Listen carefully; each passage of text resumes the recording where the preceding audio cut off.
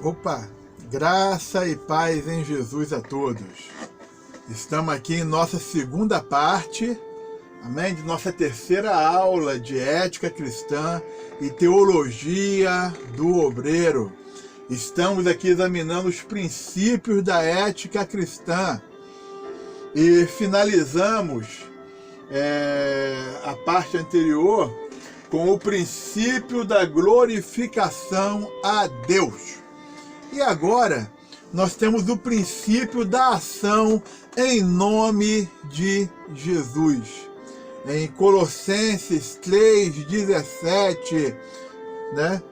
Fala assim: e quando fizerdes por palavras ou por obras, fazei tudo em nome do Senhor Jesus, dando por ele graças a Deus Pai.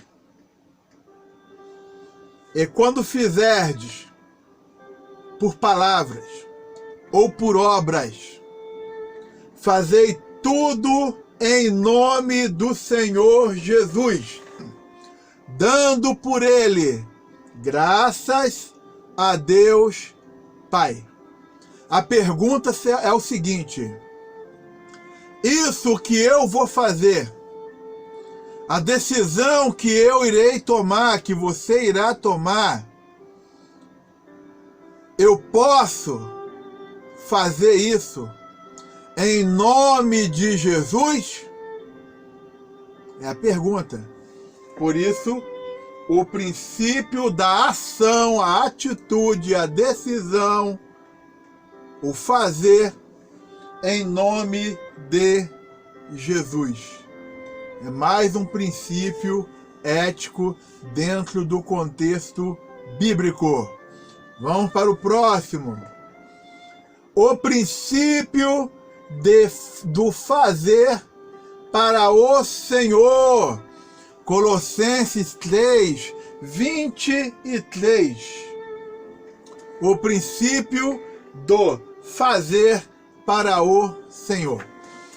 Diz o seguinte: e tudo quanto fizerdes, fazei-o de todo o coração, como ao Senhor, e não aos homens.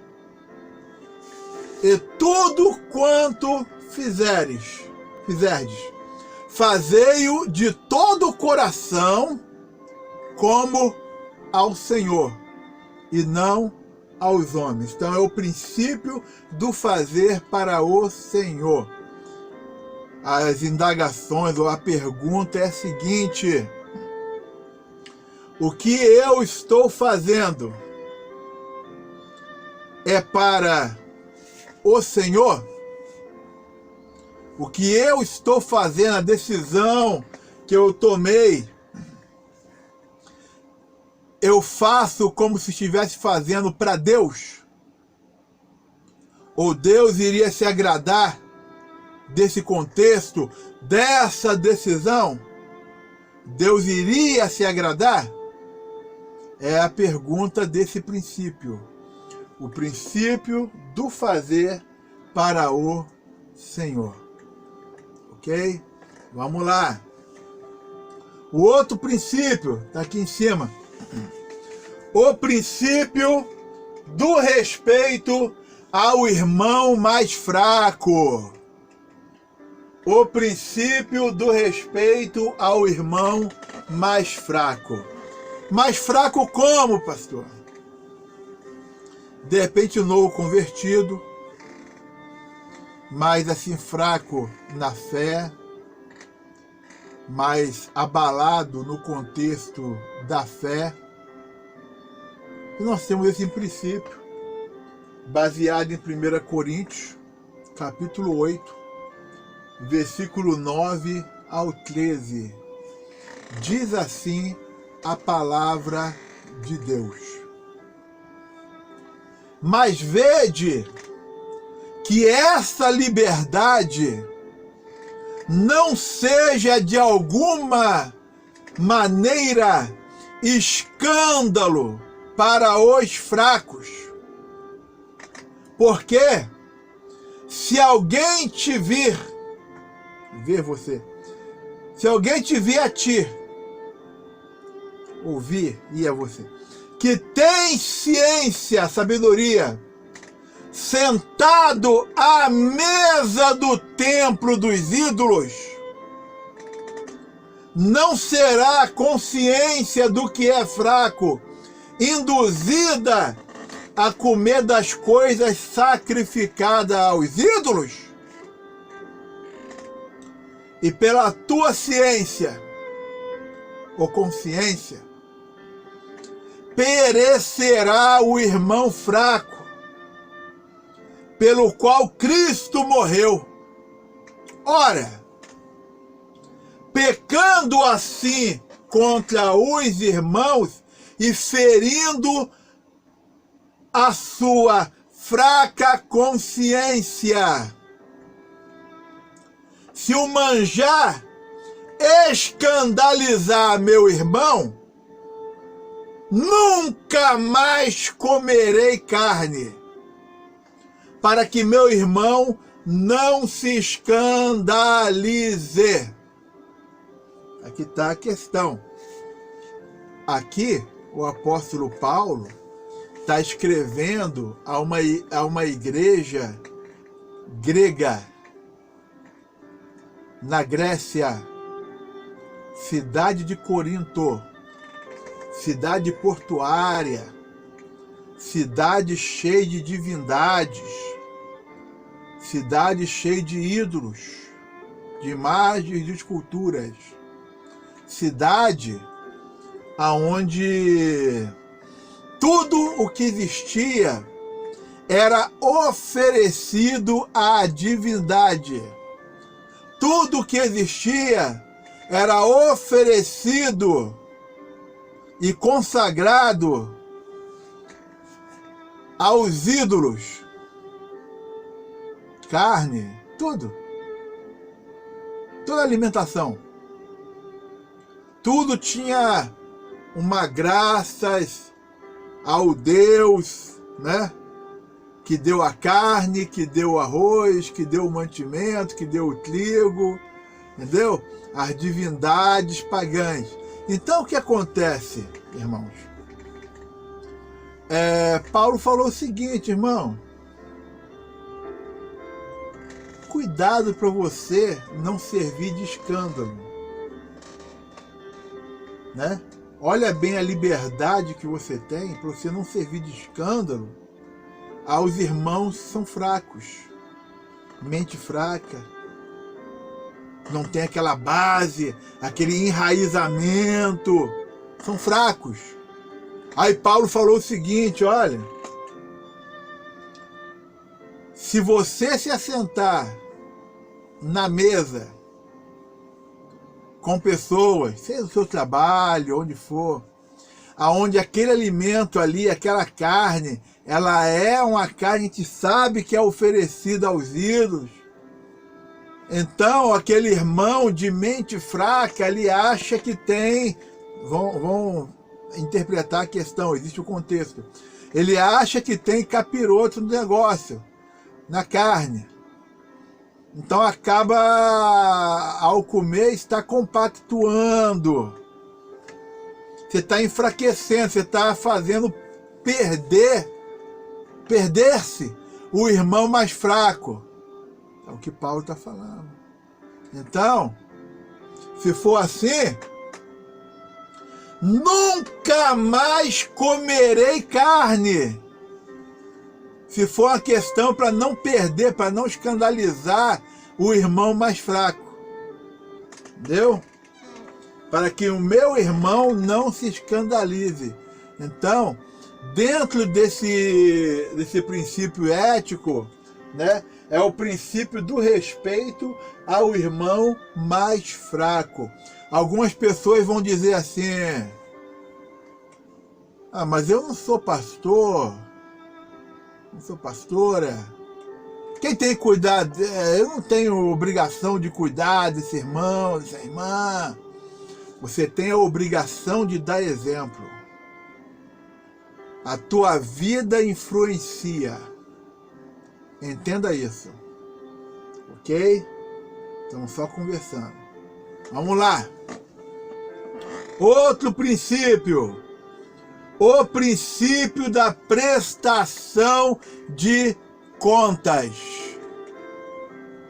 Romanos 14, 10 ao 12. Mas tu, por que julgas teu irmão? Ou tu também, por que desprezas teu irmão?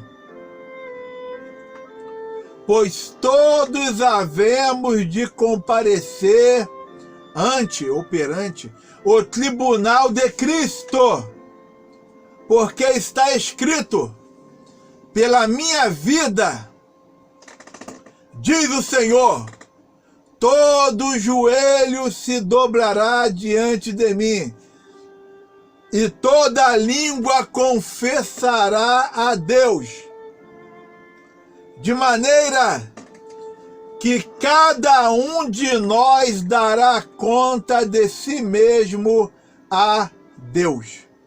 O princípio da prestação de contas.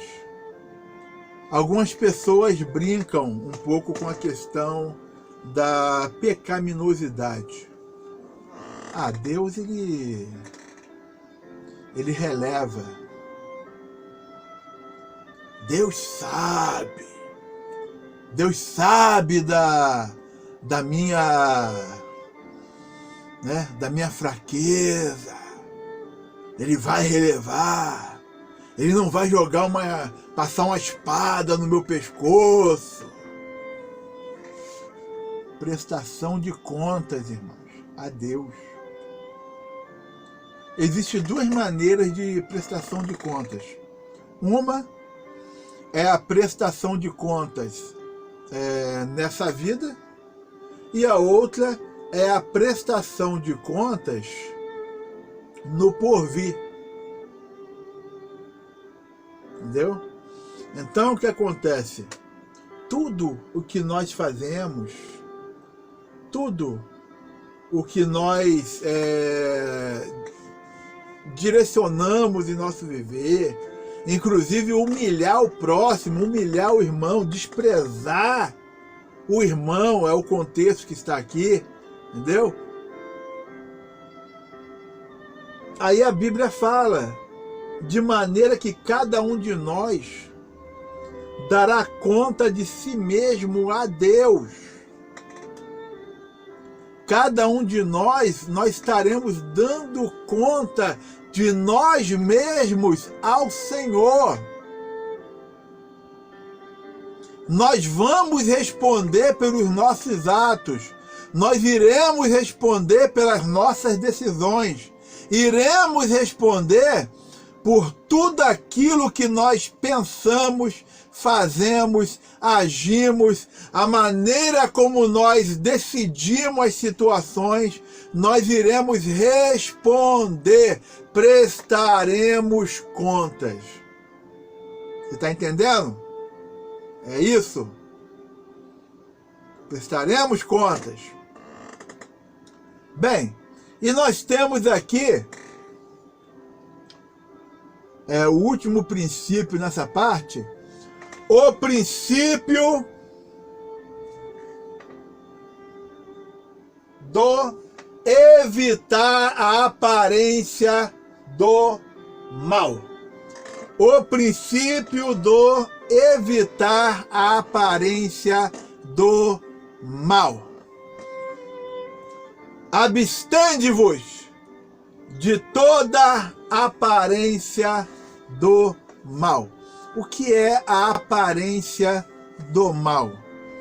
É aquilo que parece mundano. É aquilo que parece pagão. É aquilo que parece coisa de ímpio. E se você está fazendo parte, se você está praticando. Alguém de fora pode olhar e interpretar que o que você está fazendo é algo contrário à palavra de Deus, é algo que não condiz com a sua vida como um homem de Deus, uma mulher de Deus. Então o que acontece? Você está se enveredando na aparência do mal. De repente você não está nem fazendo o mal. O teu coração está tranquilo com Deus. Só que aquele caminho é um caminho da aparência do mal. Você entende? Então, esse é o princípio. O princípio do evitar a aparência do mal. Amém? Nós vamos dar uma pausa por aqui. E os irmãos estão de parabéns por chegar até esse momento, tá bom? A gente volta. Próximo vídeo. Amém. Que bênção.